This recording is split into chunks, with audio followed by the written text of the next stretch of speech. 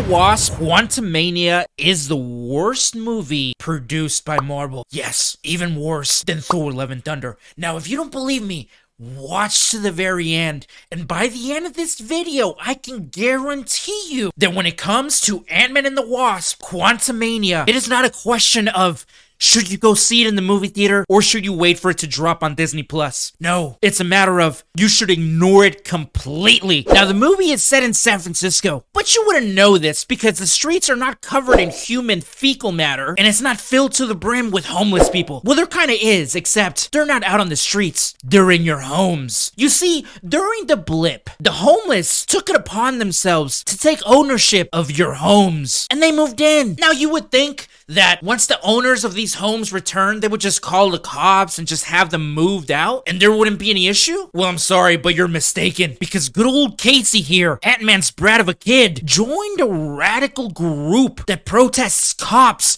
from doing their job and removing these homeless people out of your homes. At one point, good old Casey here shrinks a cop car, because there's nothing wrong with vandalizing cop cars, right? According to Disney, there isn't. Now, in this movie, you're gonna see a theme, a radical theme, a socialist theme, which I will get to in a second. But first, the movie goes on to tell us that while Ant-Man was away, good old Casey here became a quantum physics genius. Because everyone is a genius in the MCU now, except if you're a dude. Then you're a buffoon loser. But not Casey. Casey became a genius from reading a few books. Your daughter built a subatomic Hubble telescope in a basement.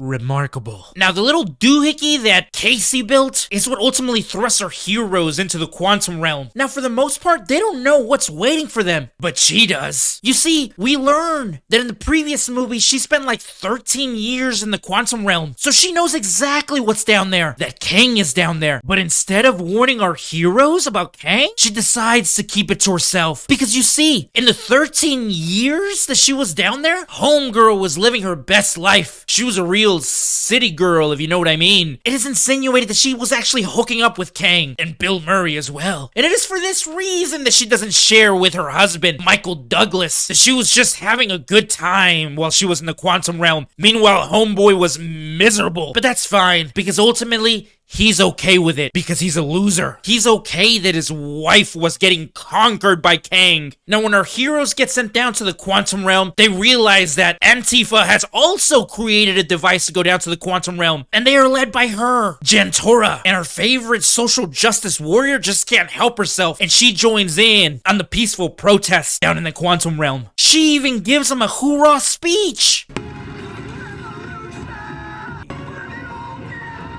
And then, when things aren't looking good for our heroes, a bunch of ants that also got sucked into the quantum realm show up to assist them. And it turns out that these ants are not normal ants. They evolved. They created a utopian society. And how do they do this? Well, Michael Douglas explains it. I mean, I know socialism is a charged word, but we can learn a lot from these.